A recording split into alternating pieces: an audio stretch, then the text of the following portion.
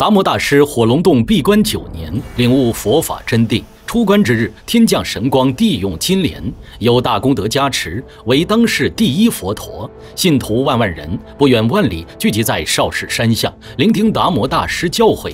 可这番成佛之路却也不是那么容易。9年之前，达摩刚刚在少林寺扎根，凭借精湛的佛法修为，折服了大小和尚，经历过一番生死离别。为了领悟真正的大乘佛法，在火龙洞中闭关修炼。但在此期间，达摩也没闲着，竟然使出分身大法，分化出一个年轻帅气的侠客，在外边行侠仗义。因为三藏老狐狸的迫害，太子只能在龙女等人的护送下逃往边境。可谁能料到，这地方也有三藏的爪牙，直接调动大军包围了客栈。眼瞅着就要完蛋，将军大人却不愿意了。这是守卫边境的雄师，你们怎么敢胡乱调动？达摩分身也在此时赶到，晓之以情，动之以理，劝说将军鸣金收兵。另外还顺手施法，伪装敌人大军压境。这下不得不收了。三藏徒弟眼空正在商量怎么对付太子，将军就气冲冲闯进了，准备撤退了。眼空怎么可能同意？可对方毕竟才是将军，强行走也是拦不住。最后只是气急射出飞剑，把对方的军师给重伤，真是嚣张。附近就是对方的大本营，不怕回头给你一刀。无奈眼空只能回去汇报三藏，这老家伙正好请来一个敌国修士，名为五毒老人，精通毒素，十步一杀。得知火龙内丹克制他的千羽毒，不远万里过来寻找。三藏一听巧了，达摩就在火龙洞，便忽悠着对方给自己打工。五毒老人晃晃悠悠就上了少林后山，恰巧小和尚刚给达摩送了饭，神不知鬼不觉就把毒给下了。达摩大师浑然不觉，兴高采烈吃完，一会儿功夫就觉得腹痛难忍，张口一吐，竟然吐出一堆扑棱蛾子，连忙运用内力镇压。远在万里之外的分身也有所感应，他教育龙女一定要尽心辅佐太子，日后方能证得神仙果位。五毒老人给达摩下完毒，立马马不停蹄又来到太子这里，因为他需要的是火龙内丹，龙女才是首要目标。夜半3更，老毒物悄悄跳上客栈的房顶，准备图谋不轨，可却被底下巡逻的人发现。两人在房顶一番大战，身为和三藏平起平坐的存在，老毒物的武功自然非同凡响，再加上他还会使用毒素，倒霉的伙计直接领了盒饭，剩下的人都很伤心。可又能怎么办呢？五毒老人仍旧没有死心，趁着龙女落单的时候从天而降，大打出手，势必要得到火龙内丹。但龙女的功夫也不是盖的，两人你来我往，不分上下。五毒老人还想故技重施，可没想到火龙内丹对毒素完全免疫，这也是他为什么一直念念不忘的原因。眼看最强手段无用，老毒物又打起了游击战，释放迷雾，扰乱龙女视线，趁机搞偷袭。老人家不讲武德，达摩大师出手教他做人。青年剑侠打退对方，扶着龙女开溜。可走着走着，女孩就开始虚弱，看来毒素还是起了作用。侠客为其疗伤的时候，两人不禁四目相对。龙女柔柔弱弱的眼神，让远在天边的达摩陷入无尽的回忆。大师出道以来经历的女孩不计其数，如果不是修佛，指定是人生赢家。现在他学聪明了，派出分身应付龙女，和本体正已切割。火龙洞闭关多日，佛法也是越发精深，只要一招得道，就能成佛做祖。救助完龙女之后，剑侠分身回到京城，发现这里意外的热闹，官兵蛮横无理的驱赶人群，让达摩百思不得其解。正好大太监出来喝茶，达摩过去一问，又是那留着三藏不安好心。大太子被迫逃亡之后，他现在又妄想立1岁的二皇子为储君。寺庙之内，二皇子的生母正在烧香拜佛，看着自己的孩子哇哇大哭，心里是异常的难受。这时候达摩突然出现，劝说女子放下名利心，二皇子强行上位必然会夭折。对方一听瞬间心动，把孩子抢过来就不撒手。老和尚很生气，让小和尚们教训达摩。可大师现在只是一道分身，一眨眼的功夫就消失不见。二皇子只是小事儿，远在边境客栈的太子才叫危险。三藏弟子虎视眈眈，势必要将对方拿下。眼空为了招兵买马，带手下去附近的一个巫师村落，威逼利诱对方帮他做事。但这群人虽然野蛮，却一点也不傻，对付太子那是诛九族的大罪。相比起来，不如把眼空给干掉，到时候也算大功一件，双拳难敌四手，对面也只能边打边撤，回去的路上也不安宁。五毒老人一点道德也没有，为了取信龙女，释放成名绝技五毒散，把眼空等人毒死大半。只有内力深厚的才能勉强支撑。老家伙笑嘻嘻，只要他得到火龙内丹，合成无敌毒药，那么他就能无敌于天下。到时候这北魏国师的宝座就属于他了。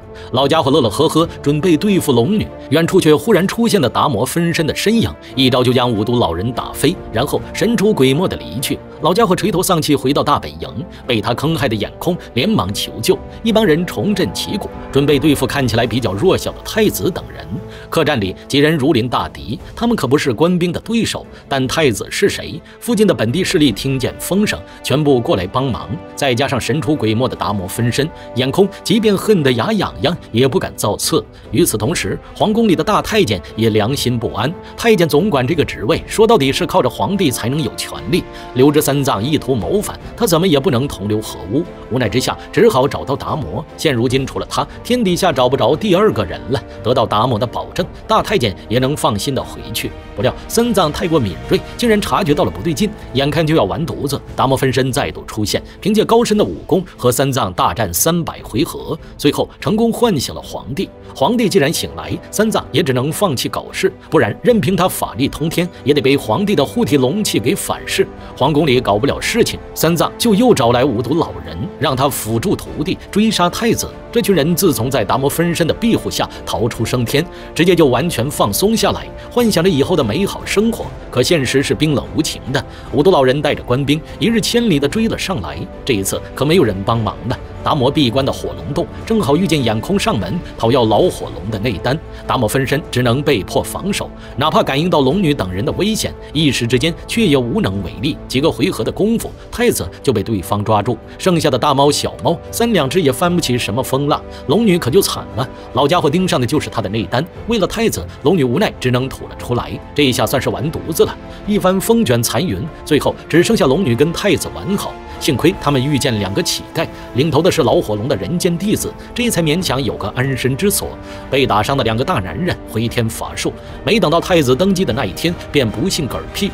城外小树林，达摩的弟子小四一脸疑惑，他是达摩派来帮助太子的，本以为万事大吉，太子能得到母亲国家的庇护，可现在却神秘失踪，这该怎么办？龙女现在可凄惨得很，失去了内丹，身体就仿佛无根之萍，瞬间剧痛难忍，苍老了数十岁。另一边的三藏依旧在蛊惑皇帝换人，但老皇帝一直对太子念念不忘，而这么一找就是9年过去。9年之后，太子已经长成了大小伙子，龙女依旧半死不活。这天，他们又回到了洛阳城，看看有没有什么办法。忽然，一个老头子出现，不是当年的五毒老人是谁？龙女让太子去抢回龙珠，但对方却担心女孩的身体。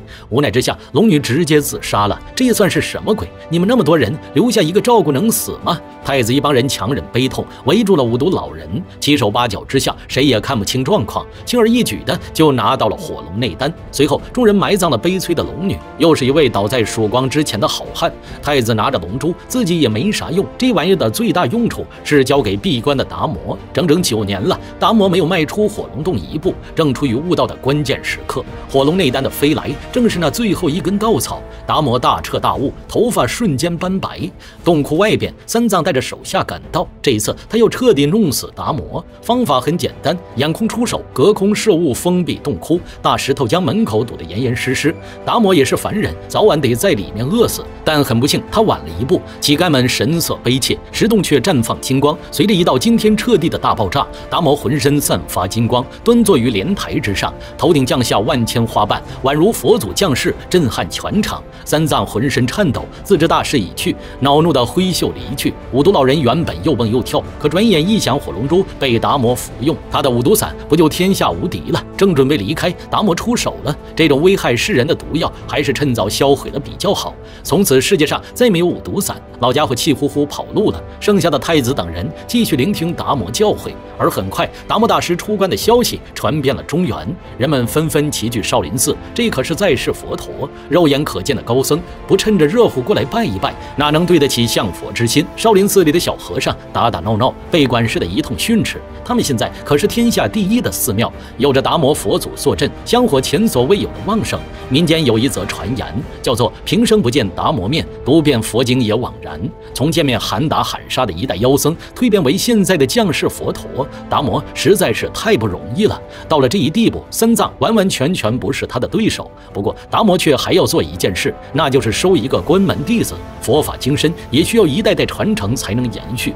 达摩身为领悟大乘佛法的存在，未来注定要飞升极乐世界，留下的道统传人肯定要仔细琢磨。三藏想跟达摩继续争斗，也就只有对付他的后人一条道路。那么这个人在哪里呢？大街之上，一位狂傲贵公子策马扬鞭，众人纷纷避之不及，看起来并不是什么好选择。但达摩大师就喜欢这种有挑战性的。那么到最后，达摩能把一个狂傲的富家子弟度化为佛祖的传人吗？下期视频为您揭晓。